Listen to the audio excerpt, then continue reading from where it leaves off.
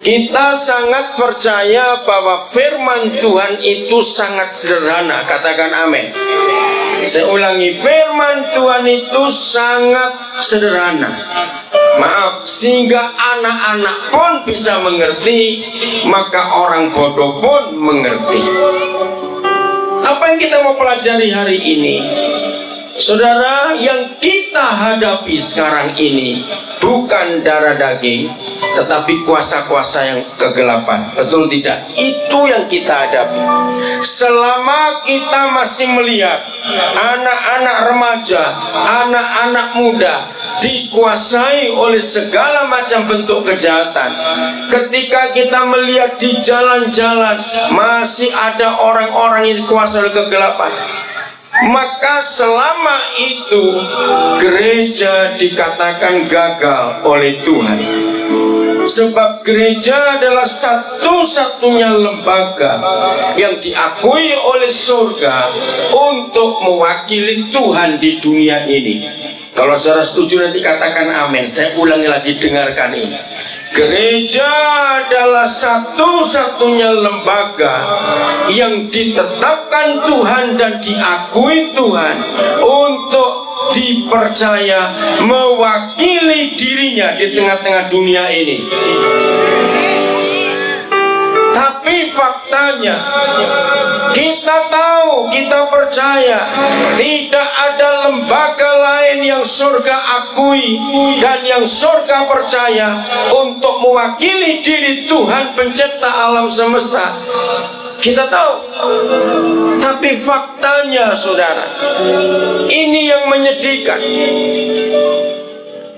Saja ibu bapak saudara-saudara, untuk melihat seluruh rencana Tuhan lewat Wahyu pasal 21. Mari kita lihat.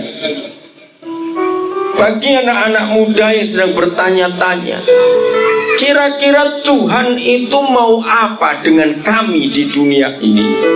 Kalau ada orang-orang sedang bingung tentang keadaan gereja, tentang keadaan masyarakat, mengapa yang jahat bertambah banyak? Mengapa kerusakan bertambah besar dalam kehidupan manusia ini? Nah, bagi ibu bapak, saudara-saudara yang punya pertanyaan itu, hari ini semua kita akan dapat jawaban. Kira-kira apa yang Tuhan kehendaki supaya keadaan ini nggak terus rusak ini? Wahyu 21 ayat 1 saya akan baca. Judulnya Langit yang Baru dan Bumi yang Baru. Mengapa di semua negara di dunia selalu ada pemilu kada, mencari pemimpin yang baru? Mengapa? Jawabannya sama dengan ayat ini. Masyarakat, manusia itu ingin mencari yang baru. Diadakan pilkada, diharapkan pemimpin yang terpilih yang baru itu bisa membawa pembaruan. Jadi semua manusia di dunia sangat mengharapkan dan merindukan pembaruan. Nah, inilah satu-satunya pasal dalam seluruh Alkitab yang menunjukkan kepada kita bagaimana pencipta alam semesta yang kita panggil ayah atau papa, yang sangat merindukan pembaruan di bumi ini, sehingga dia menyatakan bahwa sebentar lagi akan ada langit yang baru dan bumi yang baru. Apa itu? Saya akan baca mulai ayat 1 sampai ayat yang keempat. Lalu aku melihat langit yang baru dan bumi yang baru, sebab langit yang pertama dan bumi yang pertama telah berlalu dan laut pun tidak ada lagi. Saudara yang dikasihi Tuhan, warga Kota Biak yang diberkati, inilah sesungguhnya yang dinantikan semua manusia di bumi. Langit baru, bumi yang baru, tatanan yang baru. Karena itu kerinduan Tuhan juga. Ayat 2. Bagaimana yang baru itu bisa ada? Perhatikan ayat 2. Dan aku melihat kota yang kudus, Yerusalem yang baru, turun dari dari surga, dari Tuhan sendiri, yang berhias bagaikan pengantin perempuan yang berdandan untuk suaminya. Semua kita bisa bingung mendengar kota yang kudus, yaitu Yerusalem yang baru, turun dari surga, dari Tuhan sendiri. Tapi kalau kita melihat kalimat yang berikut, siapa yang dimaksud kota yang kudus itu? Ibu bapak saudara, perhatikan pertanyaan saya. Kalau bicara kota yang adalah kota fisik seperti kota Biak, kota Jayapura, kota Manokwari misalnya, maka saya tidak boleh menggunakan kata siapa, harusnya apa. Tapi mengapa saya menggunakan kata siapa yang dimaksud oleh pewahyuan ini, bahwa ada kota yang kudus, yaitu Yerusalem yang baru, turun dari surga, dari Tuhan sendiri. Saya menggunakan kata ganti orang, siapa kota itu, karena kota inilah yang akan membuat sistem yang lama lenyap, maka sistem yang baru itu muncul. Nah, kalimat yang berikut menggunakan kata siapa akan ketahuan, yang berhias bagaikan pengantin perempuan yang berdandan untuk suaminya. Kekristenan adalah satu-satunya agama di dunia ini yang Tuhannya mengajarkan hubungan manusia dengan Tuhan itu hubungan suami istri. Efesus pasal 5 menjelaskan. Betul? Kalau begitu, siapa pengantin perempuan yang berhias, yang berdandan untuk suaminya? Siapa itu? Gereja. Jadi kota yang kudus, yaitu Yerusalem baru yang turun dari surga, dari Tuhan sendiri, itu adalah saudara dan saya. Nah, kata gereja di sini bukan GKI atau GPDI atau GBI atau GBPS atau yang bukan. Gereja di sini bukan berasal dari manusia, dijelaskan turun dari surga. Semua gereja yang ada di bumi dengan masing-masing nama sinode itu berasal dari manusia, karena manusia yang membuat. Tetapi gereja yang hidup itu tidak dibuat oleh tangan manusia, katakan amin. Gereja yang hidup itu lahir dari lambung Yesus yang tertombak sehingga keluar air dan darah. Itulah artinya seorang ibu yang sedang melahirkan. Maka ketika air dan darah itu keluar, lahirlah bayi itu. Jadi sampai ayat 2 kita sudah tahu bahwa gereja adalah satu-satunya lembaga yang diakui dan dipercaya oleh Tuhan sendiri untuk mewakili dirinya di tengah-tengah dunia ini. Itu sebabnya ketika gereja tidak berdaya, maka si jahat yang merajalela. Tetapi apabila gereja berjaya, gereja tampil sebagai gereja yang benar, gereja yang menjadi jawaban untuk semua masyarakat di sekitarnya, maka si jahat tidak akan berkutik lagi. Karena begitu gereja ini turun dari surga, maka pembaruan itu terjadi. Ayat 3. Apa reaksi dari takhta yang maha kudus? Apa reaksinya? Begitu gerejanya nyata di tengah-tengah dunia, lalu aku mendengar suara yang nyaring dari takhta itu terjemahnya salah, bukan suara yang nyaring saudara, tapi suara yang gegap gempita, karena ada sebuah proklamasi, ada sebuah deklarasi, ada sebuah resolusi dari surga, dari takhta Bapa pencipta alam semesta ini. Ini teriakannya, lihatlah kemah Tuhan. Boleh saya ganti kata gereja? Maka begini, lihatlah gerejanya ada di tengah-tengah manusia, dan ia akan diam bersama-sama dengan manusia, dan manusia akan menjadi umatnya, dan ia akan menjadi Tuhan mereka. Para pemimpin yang diberkati Tuhan, para gembala, para pendeta, para majelis hamba-hamba Tuhan yang lain, perhatikan. Begitu besar harapan Bapa di surga pencipta alam semesta kepada kita sebagai gerejanya. Sangat besar harapannya, saudara. Apa yang diharapkan? Saya mau ambil kalimat ini. Dan masih ayat 3, perhatikan. Dan ia pencipta alam semesta itu, Tuhan itu, Bapa yang kekal itu, akan diam bersama-sama dengan manusia, sehingga manusia menjadi umatnya, dan ia menjadi Tuhan manusia. Dengarkan gereja, ini yang belum terjadi.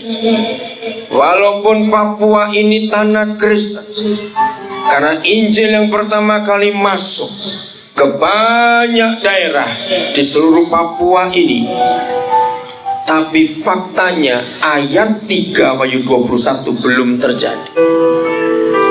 Pencipta alam semesta belum bisa diam di tengah-tengah manusia. Kalau saudara mempunyai Alkitab terjemahan bahasa-bahasa yang lain, saudara akan menemukan kata, maka ia akan berdomisili, pindah dari surga ke dunia, dan diam bersama-sama manusia, dan ada di tengah-tengah manusia. Pertanyaan saya, kalau pencipta alam semesta pindah dari surga ke dunia, lalu dia diam berdomisili di antara manusia, setan mana yang berani bekerja di antara manusia kalau ada dia pencipta alam semesta itu? Jawab, ada tidak? Tidak ada. Maka itu dari awal saya katakan tadi, gereja gagal. Gedung gereja banyak, ibadah tidak putus-putus di daerah kita ini. Tetapi ternyata setan tidak takut dengan gedung gereja yang besar. Setan tidak takut dengan ibadah-ibadah. Buktinya kejahatan dan macam-macam bentuknya masih terjadi di tengah-tengah kita, bahkan dalam hidup keluarga Kristen. Berarti ada yang salah dalam hidup ini. Nah, ayat 4 kita melihat para pemimpin, hamba-hamba Tuhan, dengarkan ayat 4. Inilah satu-satunya ayat dalam seluruh Alkitab yang menunjukkan kepada kita satu saja akibat atau dampak atau hasil kalau ada gereja yang benar turun dari surga, dan Tuhan gara-gara gereja itu diam bersama-sama manusia di tengah-tengah manusia. Ini hasilnya, ini dampaknya, ini akibatnya. Ayat 4. Dan ia, Bapa itu, akan apa? Ayo baca Alkitab saudara. Akan apa? Menghapus segala air mata dari mata mereka, Sisanya baca sendiri di rumah nanti. Saya ingin berkata khusus pada rekan-rekan hamba Tuhan, pada rekan-rekan pemimpin-pemimpin. Jangan bangga dengan gedung gereja kita yang megah. Jangan bangga dengan sound system yang kita punya, harganya ratusan juta. Jangan bangga dengan alat-alat musik yang kita punya. Saya tahu banyak gereja, khususnya karismatik Pentakosta, selalu saingan soal alat musik sudah. Saingan soal sound system. Selalu berlomba-lomba, ingin lebih hebat dari yang lain. Maafkan saya bicarain. Jangan bangga dengan kursi yang bagus di gereja saudara. Jangan bangga dengan AC yang cukup sejuk sehingga waktu ibadah orang tidak pernah kepanasan. Jangan bangga dengan karpet yang baru di gereja saudara.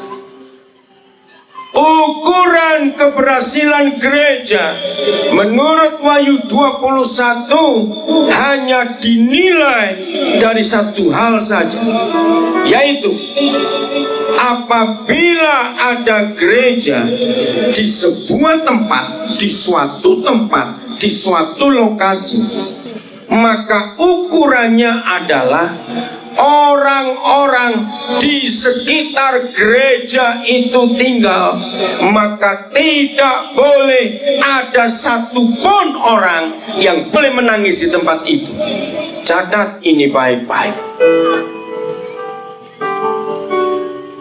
Maka itu begini hukum yang saya pakai menurut Wahyu 21. Di Papua jarang sekali kita dengar ada orang bunuh diri, tapi di Jawa banyak sekali. Begini kesimpulan saya menurut ayat ini. Kalau ada orang bunuh diri, berarti dia sedang punya masalah berat yang tidak punya jalan keluar, maka itu dia bunuh diri. Maka menurut ayat ini, kalau ada manusia bunuh diri, maka yang patut dan harus disalahkan adalah gereja yang terdekat dengan rumah korban itu. Kenapa harus gereja disalahkan? Bukan polisi, bukan pemerintah, harus gereja yang disalahkan. Berarti selama orang itu tinggal di dekat gereja itu, dia tidak pernah tahu kalau di dekat rumahnya ada jalan keluar. Catat ini baik-baik para pemimpin. Pokoknya di mana ada gereja, maka semua orang di sekitar gereja itu tinggal tidak boleh menangis lagi. Karena kehadiran gereja itu mendatangkan pencipta alam semesta pindah dari surga ke dunia. Dan pencipta alam semesta itulah Tuhan dan Bapa kita diam di tengah-tengah manusia. Maka kalau dia sudah tinggal bersama dengan kita, maka dia akan membuat semua orang yang menangis tidak menangis lagi. Kalau saya memakai bahasa sosiologi, betapa manusiawinya gereja itu, sehingga di mana gereja hadir, maka orang tidak bisa menangis lagi. Artinya semua masalahnya bisa diselesaikan, semua kebutuhannya bisa dipenuhi, kesejahteraannya cukup. Mari kita melihat fakta. Berapa banyak istri-istri menangis di sekitar kita, berapa banyak anak-anak menangis di sekitar kita, karena setan bekerja merusak hidup rumah tangga. Saudara, inilah ukuran gereja yang benar. Maka itu tolong rekan-rekan hamba Tuhan, rekan-rekan gembala, jangan sibuk hanya ngurus gedung, fasilitas, renovasi, rapat, organisasi. Tapi mulai hari ini ambillah keputusan untuk sibuk mengurus masyarakat. Saya mau berkata kepada siapapun juga, kalau kita perhatikan perjanjian lama, saudara, saya nggak ada waktu untuk membuka secara jelas, tapi kita akan tahu kalau saya sebutkan berapa hal di perjanjian lama. Dari mulai kitab Kejadian sampai Maleakhi, perhatikan, khususnya zaman hakim-hakim, itu lebih jelas sekali. Babilonia, Persia, lihat kerajaan-kerajaan disebut di perjanjian lama. Setiap kali negara itu, bangsa itu kacau, musuh menyerang, terjadi kelaparan, terjadi perang dan semuanya, perhatikan perjanjian lama. Pencipta alam semesta Yahweh Tuhan kita tidak mencari mana rajanya, siapa pemerintahnya. Tidak. Perjanjian lama menuliskan setiap kali terjadi kekacauan di suatu masyarakat atau di suatu bangsa, maka beginilah firman Yahweh Tuhan, Dia cari orang benar di negeri itu. Dan siapa orang benar itu? Dalam bahasa perjanjian baru, orang benar itulah gereja. Jadi kalau terjadi apa-apa di bangsa kita, jangan salahkan pemerintah.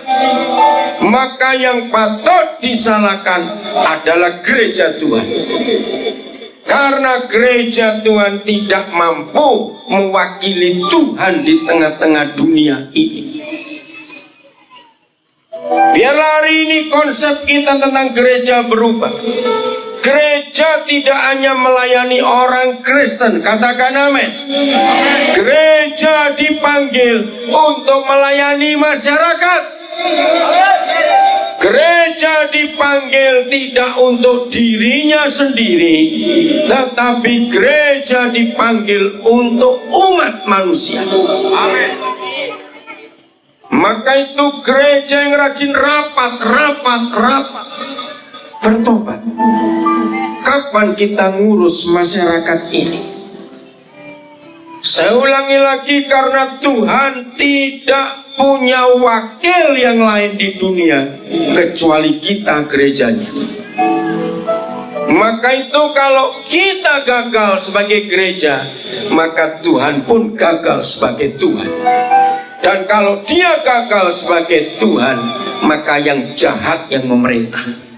Kerusakan terjadi di mana-mana, saudara. Jadi selama masih ada orang menangis di sekitar gereja, maka gereja harus mengakui kegagalannya, bahwa kita belum berhasil memindahkan Tuhan dari surga ke dunia. Maka itu setan-setan yang merajalela. Saya akan tunjukkan satu-satunya ayat, ya, satu-satunya ayat di Alkitab di mana Tuhan Yesus itu hadir. Bukan di gereja, bukan di ibadah, bukan di KKR. Dia hadir pertama kali itu di rumah tangga kita.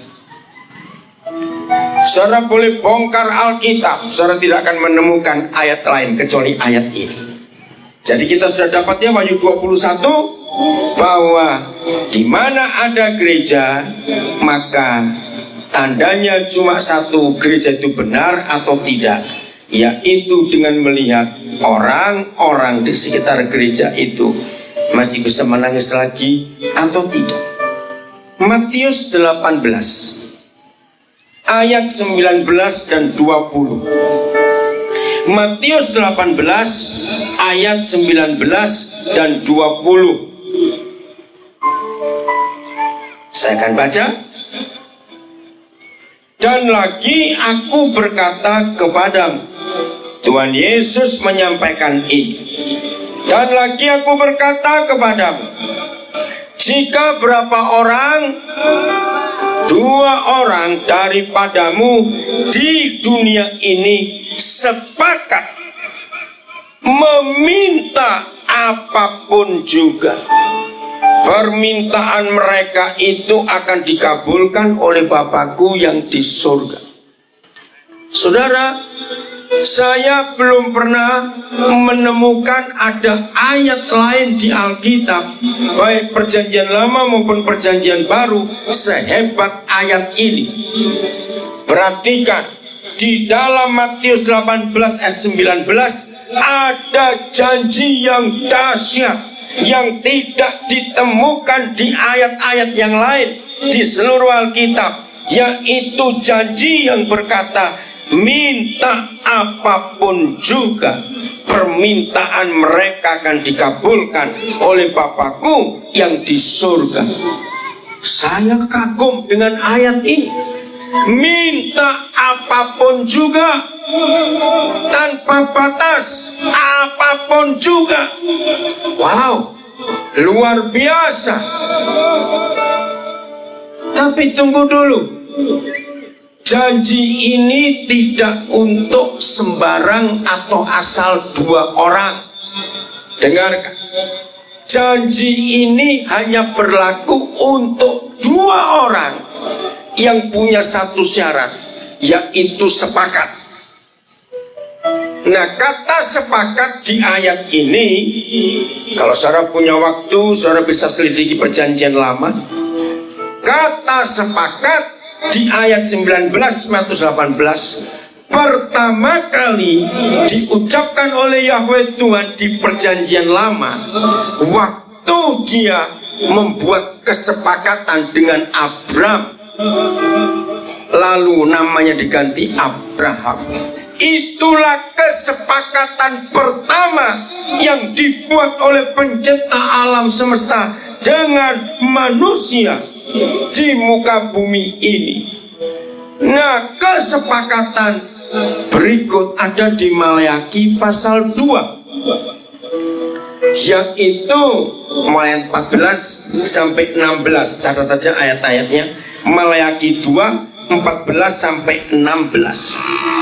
Ternyata yang boleh bersepakat dari dua orang di muka bumi itu adalah laki-laki dan perempuan yang menjadi suami istri. Saudara, maka itu satu-satunya Tuhan di seluruh jagat raya ini yang berfirman, aku benci perceraian. Hanya Yesus Tuhan kita. Maleakhi 2 ayat 16 tadi. Aku benci perceraian. Nggak main-main. Dia bukan cuma nggak suka, tapi benci. Mengapa? Dengarkan ini. Roh Kudus, engkau bekerja terus menjamah setiap pribadi, supaya pulang dari acara ini sungguh-sungguh ada pemulihan besar-besar dalam nama Yesus. Ibu bapak, suami istri, anak-anak, kalian dengar ya, kalau menikah nanti firman ini jadikan dasar buat hidup kalian. Jadi dua orang di Matius 18 ayat 19, saudara, itu adalah suami istri yang buat kesepakatan. Suami istri yang hidup takut akan Tuhan dan selalu sepakat, minta apapun juga, permintaan itu akan dikabulkan. Minta apapun juga, tanpa batas, saudara. Maka saya tanya kepada semua saudara, baik yang belum menikah, kalau begitu, dalam sebuah pernikahan, dalam sebuah rumah tangga, adakah masalah yang dihadapi oleh keluarga itu yang tidak akan pernah selesai kalau dua orang itu sepakat terus? Jawabannya apa? Ada tidak masalah yang tidak selesai? Ada tidak? Tidak ada. Karena minta apapun juga, permintaan mereka akan dikabulkan oleh Bapa di surga. Tapi kita lihat fakta. Saudara perhatikan, yang pernah ikut arisan, yang pernah ikut lembaga-lembaga sosial masyarakat, pernah ikut klub-klub, mau itu sepak bola, bulu tangkis atau klub apa saja, lihat Mengapa mereka itu termasuk arisan-arisan lebih rukun, lebih harmonis daripada rumah tangga? Justru rumah tangga begitu banyak masalahnya. Nah, ini rahasianya, saudara. Kalau semua suami istri hidup dalam kesatuan, harmonis, setiap hari sepakat suami istri ini, berarti setan-setan bagaimanapun model mereka bekerja selalu dikalahkan oleh harmonisnya pernikahan. Katakan amin. Selalu mereka dikalahkan oleh harmonisnya rumah tangga. Hanya hidup suami istri yang sepakat dan harmonis, bahagia, yang membuat neraka itu tutup dan setan kalah. Maka itu sebelum setan kita kalahkan, mereka serang kita balik, membuat rumah tangga tidak harmonis, membuat suami istri tidak sepakat di dalam banyak hal. Saya mau tunjukkan ini. Anak-anak adalah manusia yang paling lama dan paling banyak ada di masyarakat. Dengar baik-baik. Kalau kita bagi dalam kelompok umur masyarakat ini, kalau kita suami istri, ayah ibu sudah mulai 40 tahun, 50 tahun ke atas umur kita, maka kalau kita pulang kerja kita sudah capek, kita pasti tinggal di rumah. Terlalu kalau ada orang tua keluyuran terus sudah malam. Maka anak-anaklah jumlah terbesar yang membentuk masyarakat yang ada di luar rumah. Ngerti maksud saya ini ya? Nah, apa yang dibawa oleh anak-anak ketika mereka bermasyarakat, mereka berteman, mereka bergaul, mereka membentuk masyarakat ini, apa yang mereka bawa bertemu dengan teman-temannya di luar rumah, maka suasana rumah yang mereka bawa keluar. Dengarkan orang tua, anak-anak itu tidak minta banyak. Anak-anak itu cuma perlu surga di rumah.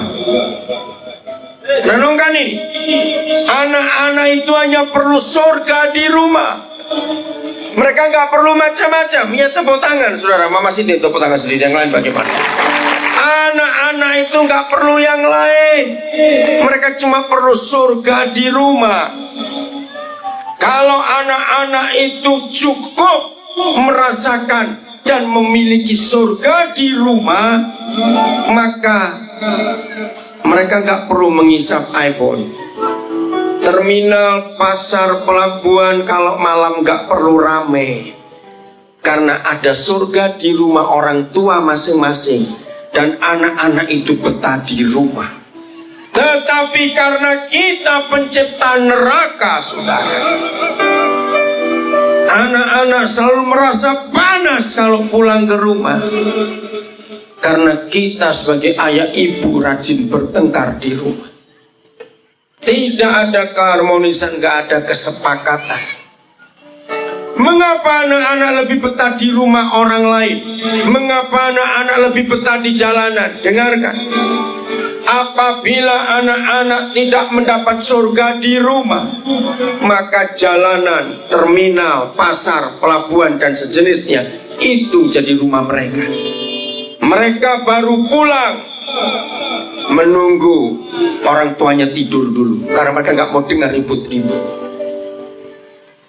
Saudara, semua kerusakan yang terjadi di masyarakat itu karena kerusakan orang tua.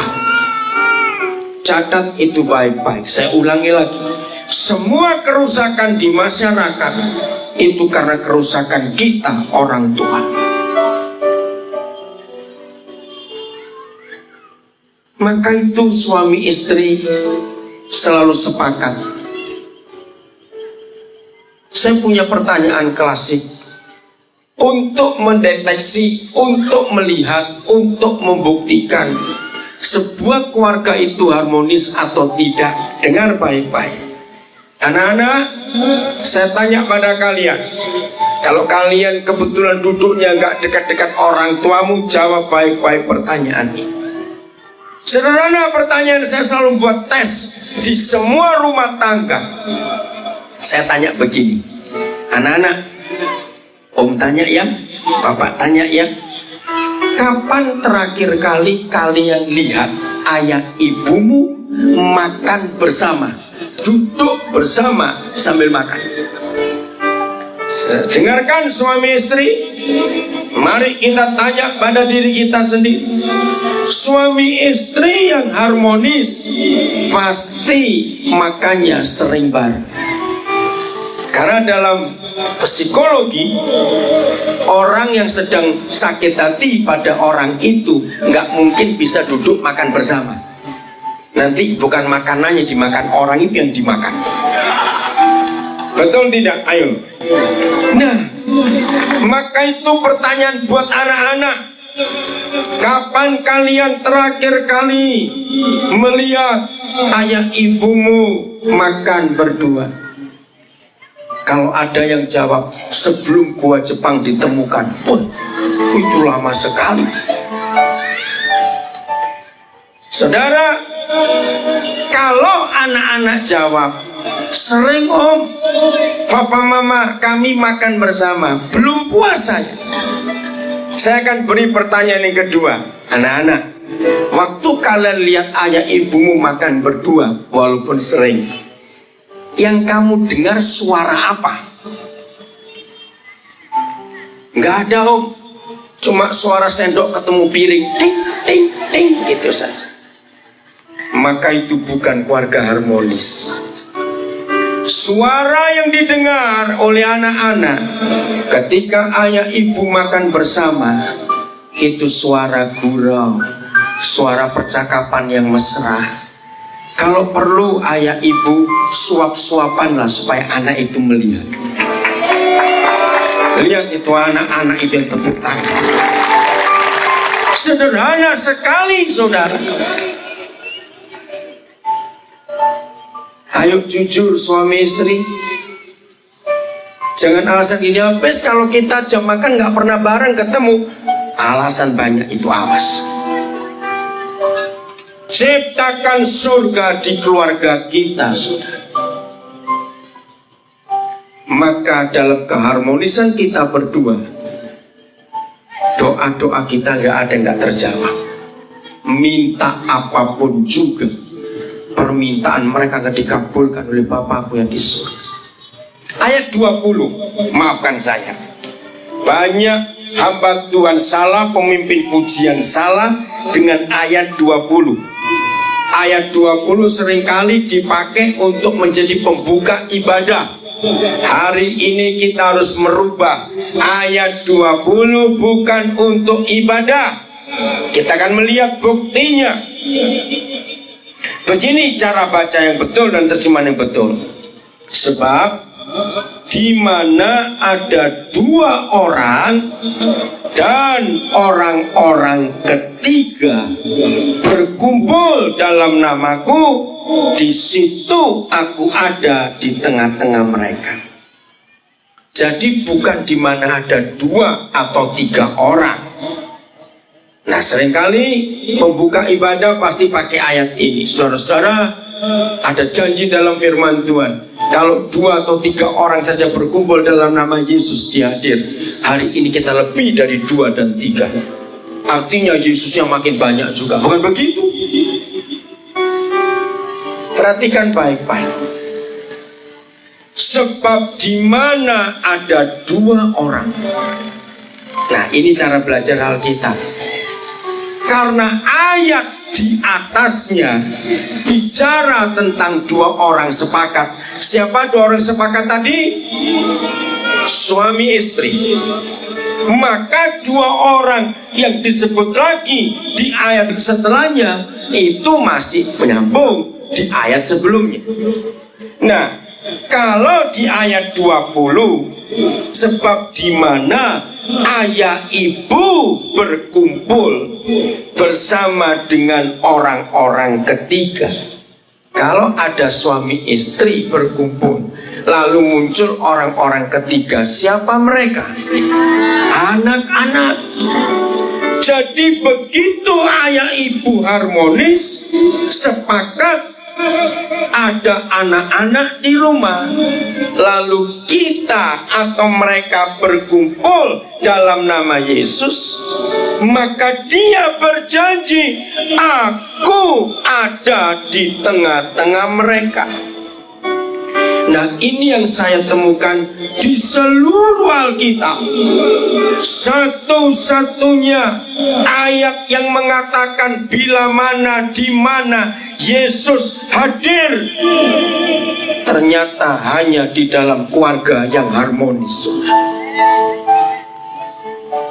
Sekarang bayangkan kalau semua keluarga seperti ayat ini,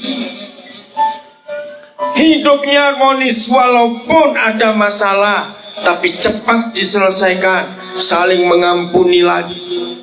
Senin rumah tangga aman, Selasa aman, Rebo bahagia, Kamis wah sukacita, hari Jumatnya wah meledak-meledak kegembiraannya karena kehadiran Yesus dalam keakraban suami istri dan keharmonisan suami istri. Anak-anak bahagia semuanya. Hari Sabtu luar biasa rumah tangga itu. Tepuk tangan terus saudara, karena Yesus patut dihormati, dipuji-puji karena dia merindukan rumah tangga itu harmonis dan bahagia.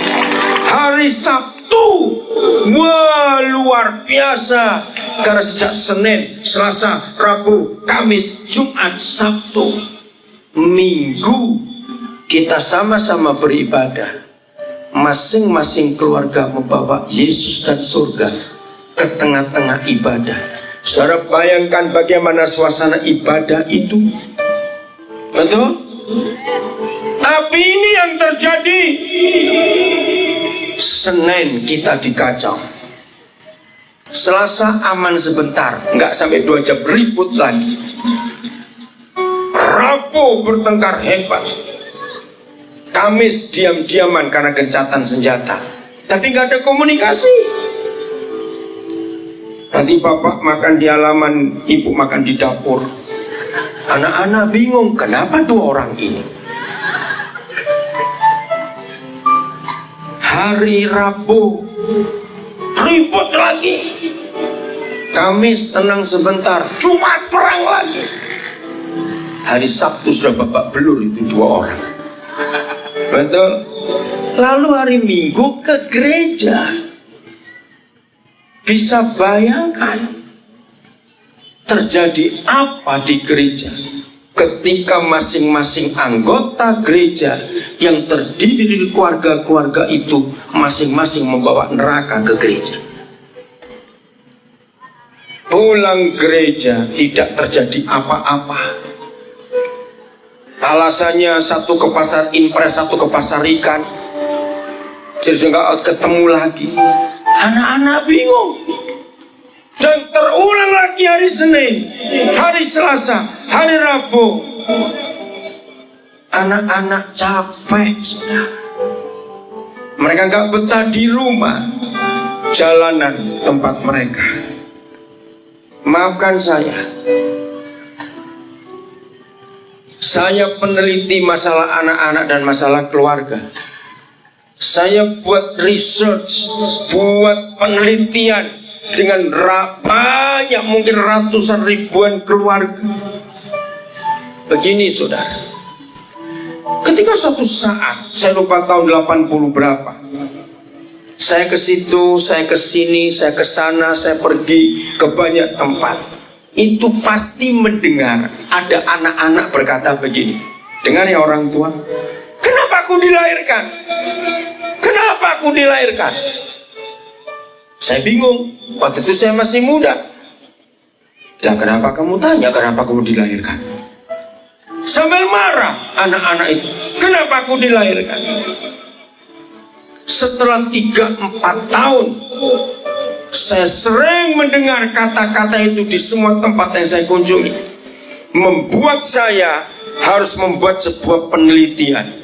Mengapa ada anak-anak mengeluarkan kata-kata yang aneh? Kenapa aku dilahirkan? Ternyata kalimat-kalimat itu sebuah bentuk protes kepada orang tua. Begini hasil riset saya waktu itu. Saudara dengar. Menurut saudara, semua anak sebelum dilahirkan itu buat proposal dulu ke orang tuanya untuk minta dilahirkan atau tidak? Coba jawab. Tidak. Tidak ada anak di dunia ini minta dilahirkan. Betul? Yang kedua, adakah manusia bisa buat anak? Jawab cepat, bisa tidak? Tidak. Nah, kalau mereka tidak pernah minta dilahirkan dan tidak ada orang tua bisa buat anak, berarti gara-gara siapa mereka ada di antara kita? Gara-gara Tuhan. Maka itu ketika mereka kita sakiti, saudara, sakitnya hati anak-anak itu bukan karena tetangganya, karena omnya, tantenya, papa adiknya, mama adiknya yang membuat sakit. Tidak. Sakit hatinya anak-anak itu kalau orang tuanya yang menyakiti dia. Anak-anak kau coba atau tidak? Lihat itu.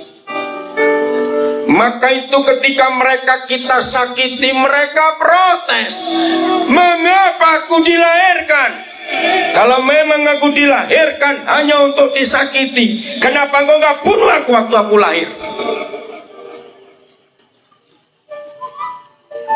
Berjalannya waktu, saudara, bertemu dengan banyak anak-anak yang tertolak, yang disakiti orang tuanya. Maka itu banyak saudara yang tahu pelayanan kami. Kami menikah sudah 20 tahun, tapi Tuhan tidak beri kami anak secara kandung. Tapi banyak yang tahu Tuhan berikan kami anak-anak yang cukup banyak. Dan sebagian besar anak-anak yang Tuhan percayakan kepada kami adalah anak-anak yang disakiti oleh orang tuanya. Ketika suatu hari saya kumpul mereka itu di banyak tempat, saya tanya begini kepada mereka, dengar, anak-anak, kalau kalian setuju, teriaklah dengan kencang supaya kami para orang tua dengar isi hati kalian. Saya membuat sebuah pertanyaan di banyak tempat di dunia ini kepada anak-anak yang disakiti oleh orang tuanya, karena orang tuanya rajin bertengkar di rumah, orang tua tidak harmonis. Jadi menurut kalian anak-anak, jawab ya anak-anak, jangan suara kenceng nanti ini. Kalau iya katakan iya, kalau tidak jawab tidak, jujur.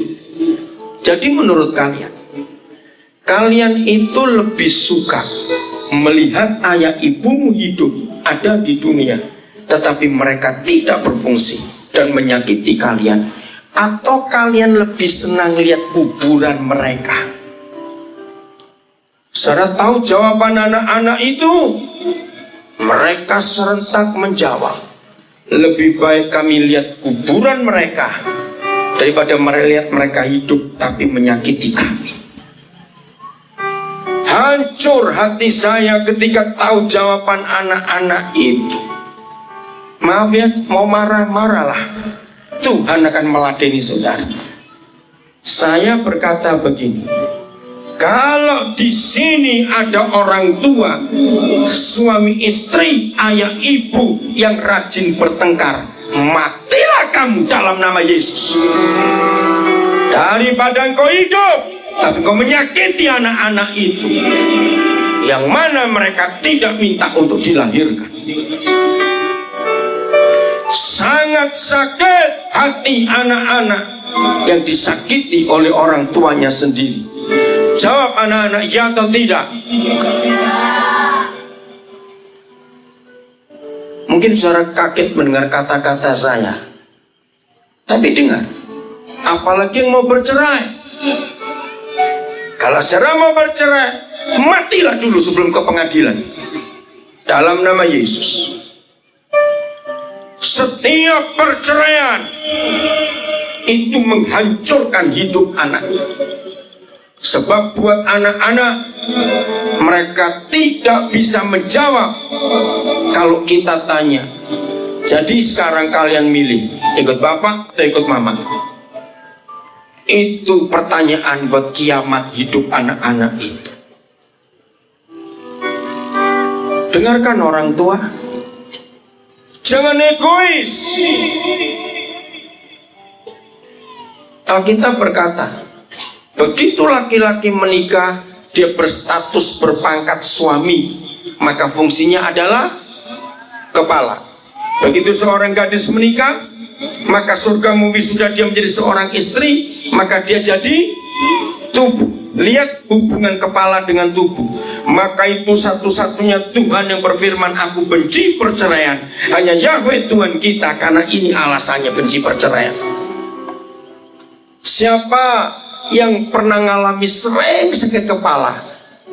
Setiap kali sakit kepala pasti barengan sakit gigi. Waduh, itu menderitanya luar biasa. Sudah ke dokter mana saja, makan obat apa saja, sudah coba macam-macam cara. Ini kepala sakit terus, gigi sakit terus. Apakah tubuh berkata begini, aduh aku capek punya kepala kayak kamu, terus sakit, aku mau ganti kepala lain saja. Jadi tubuh itu sedang apa kalau dia mau ganti kepala lain? Jawab cepat. Sedang bunuh diri. Begitu pula kepala.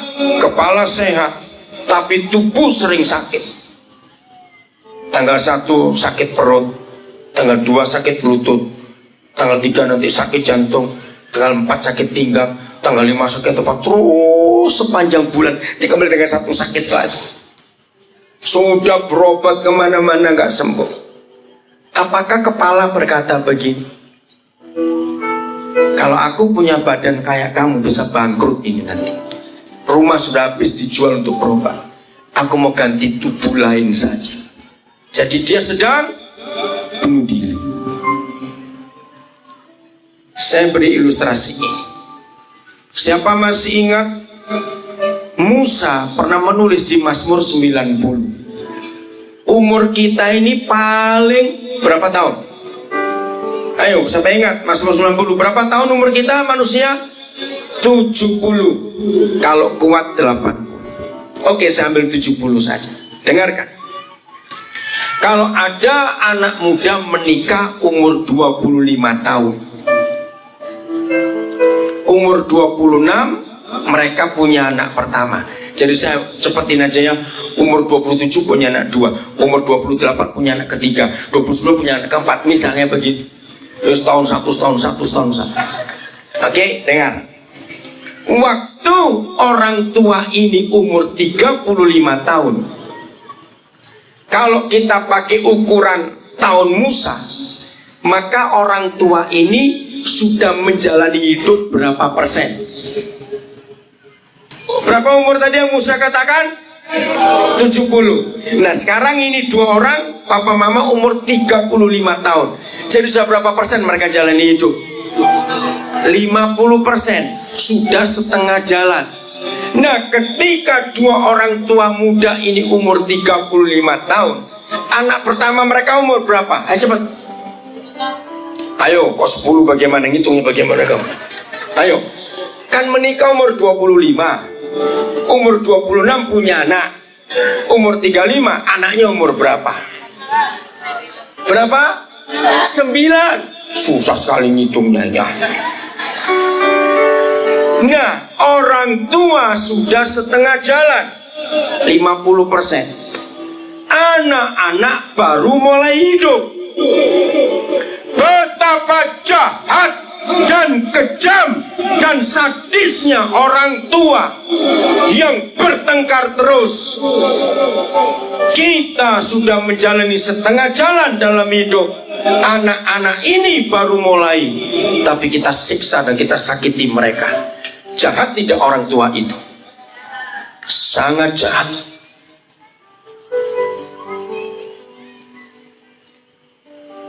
Maka itu warga biak yang diberkati Tuhan, siapapun kita yang mendengar firman ini sejauh angin membawa suara ini, yang masih ada di rumah-rumah di mana saja, ayo suami istri saling mengampuni.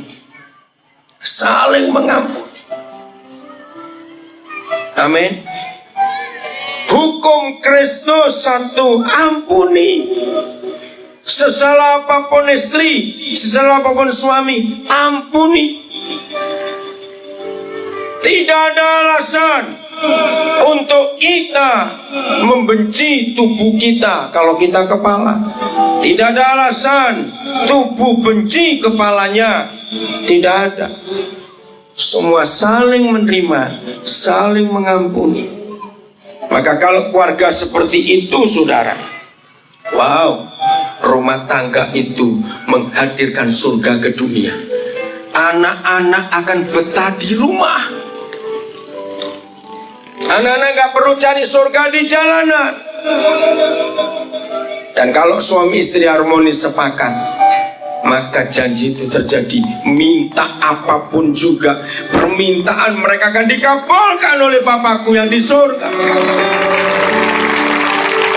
Luar biasa Tuhan kita.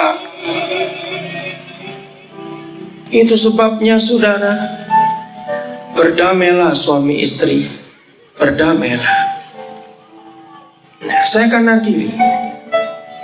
Termasuk yang sakit akan sembuh tanpa ke dokter. Aminkan dulu, nanti saya terangkan. Bagaimana bisa? Semua kita masih ingat Amsal 17 ayat 22. Itulah satu-satunya ayat di Alkitab yang mengajarkan kepada kita bagaimana kita sehat dan dunia punya obat yang manjur. Hati yang gembira adalah obat yang manjur. Maaf, jangan mikir negatif dulu. Dunia kedokteran itu sudah membuktikan di semua hidup kita manusia, di dalam tubuh kita ini sudah ada sel-sel kanker, sudah ada. Nggak usah takut kalau saya ngomong ini. Nah, sel-sel kanker di tubuh kita untuk hidup atau untuk mati tergantung kita memberi makan mereka atau tidak. Kalau kita memberi makan sel-sel kanker dalam tubuh kita, maka sel kanker hidup.